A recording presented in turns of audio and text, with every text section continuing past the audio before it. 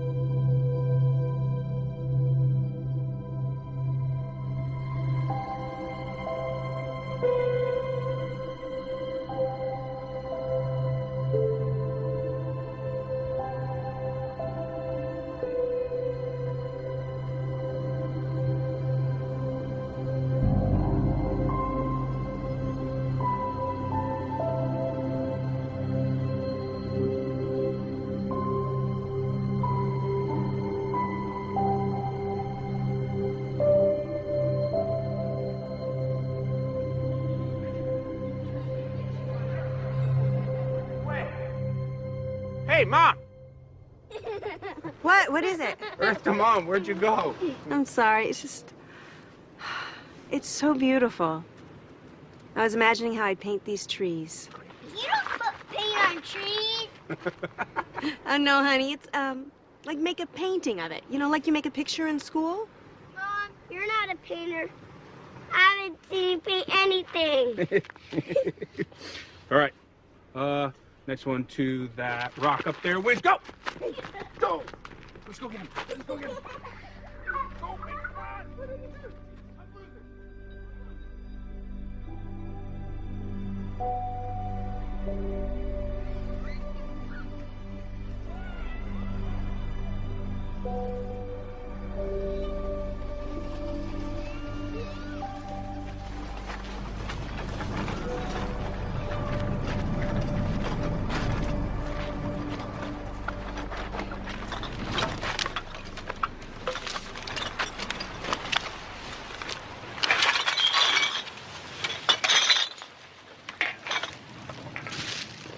Hey, here's some money.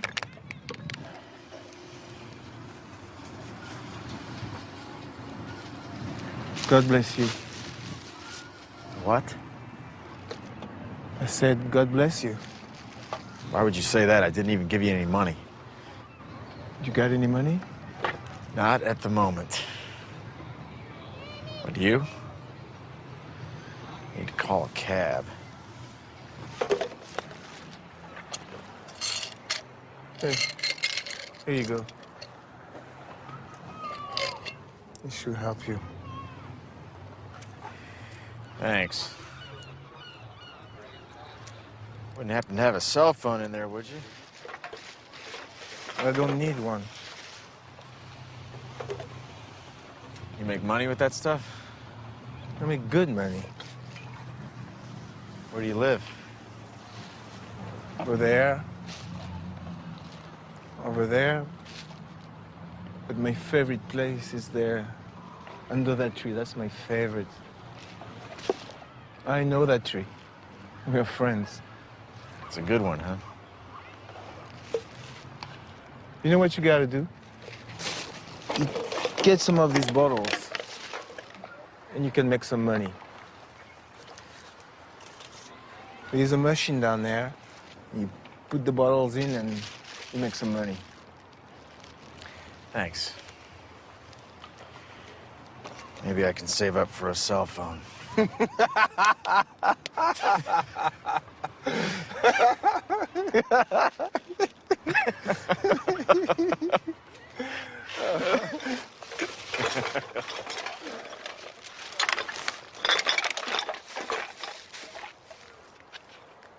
Hey. Do you have some money?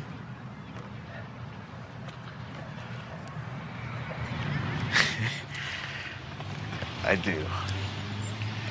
I have 6 pennies. God bless you.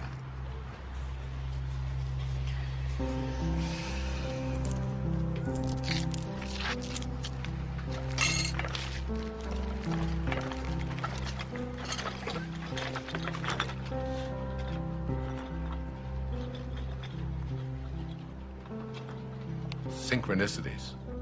It's like a collaboration with fate. All of that becomes the norm, and the ego is no longer the driving force in your life. You begin to recognize that there's a powerful organizing intelligence that's in all things, and it's working with you and for you, almost as if you're making it happen by just being connected to your source. The destiny that appeared to be imposed upon you by something outside of yourself is no longer the relevant driving force in your life.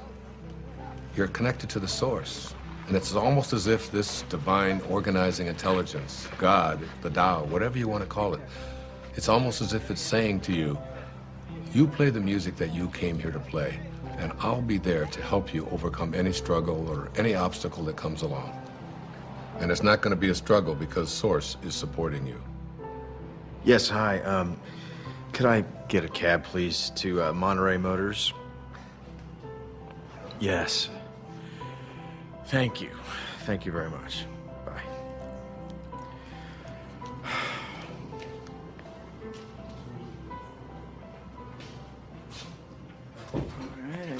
I can't stop thinking about what you said about a destiny being imposed upon you.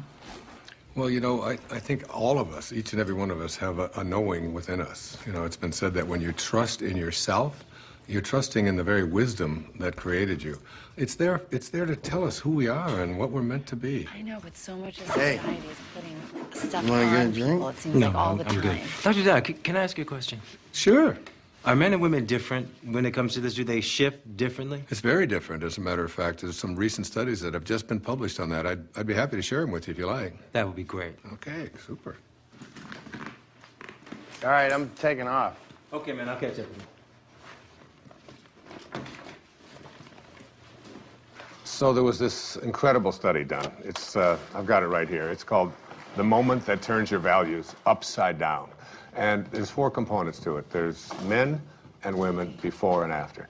Now, before one of these quantum moments, they were asked just to list the most important priorities of their life, from the most important to the least important. Now, for men, the very first and most important value that they had learned was wealth, the accumulation of money. It's not really that big a surprise, because we are taught as men when we're growing up that your job is to support your family, your job is to get ahead. And the second most important value for all of these men was a sense of adventure, to go out there and, you know, what, conquer the world, Be the guy. Yeah, absolutely, be the you know, the macho guy. The third was achievement. You know, as men, we're raised to believe that you are what you do, what you accomplish, what you're able to create. The fourth is the idea of pleasure. You know, going out with the guys, getting as many dates as you can, having as much fun as you possibly can.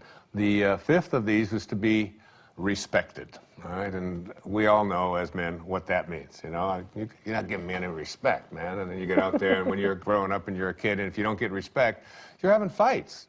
Here are the top priorities of our lives, you know, be able to make money, to have a sense of adventure, to have, you know, to achieve, to feel pleasure, to be respected. That's basically the morning of our life. This sounds like my list. What are you talking about? When was the last time you had fun? Oh, do not even listen to her. I know how to have fun. Do you mind? I'm trying to hear Wayne. Go on. Thank you. I appreciate that. All right. So the second part of this study, which is the after. A quantum shift has taken place. Same questions, only it's many years later, and they followed this over a lifetime. And the number one value is spirituality. Spirituality. The number one thing. It has gone from making money to spirituality, which wasn't even on the list before. You can't even find it. I've got the top 15 of them listed right here. It's not even on there. The second one is personal peace, less anxiety, less stress, if you will. The third one is family. Now, family was on the other list, but it was way down before. Now, what happens after one of these moments, you begin to look around and say, what is it that's important to me in my life? And then the next is God's will. This is the one that says, I have a sense of purpose. And then honesty is the fifth quality. Not just honest that I don't steal, but how honest am I as a man, you know, with my feelings, with yeah, that's exactly right, you know. Those are the top qualities for men. So there's the before and there's the after. You can see what a significant change this is, what a shift has taken place here. Hey, everybody. Hello. Thank you. We are very glad to be here tonight. Steve and Lisa are dear old friends of mine, and so when they asked me about the prospect of our band playing at their wedding, I felt like I had no choice but to say, are you sure? Are you positive that's something you want to inflict upon your friends and family at your wedding day celebration? And Steve and Lisa assured me that that was exactly what they wanted to inflict upon their friends and family at their wedding day celebration. And so, here we are. You need a bossy man to love you, a bossy man to hold you close, a bossy man to dress and care for you, a bossy man to take control. You need a man with all the answers, a bossy man who run the show, a bossy man, he pays for everything, he never says I do not know.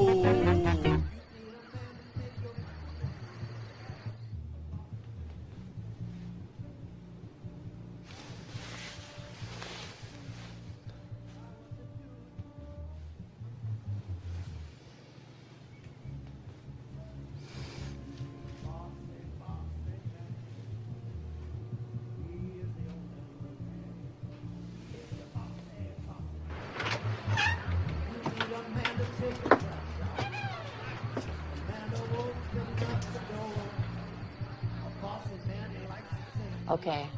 I know what you're going to ask. I can already tell. Yeah. What's the deal with the women? Bring it on. For women, it's even more astonishing. Before one of these quantum moments, the number one value is family, and it's not surprising.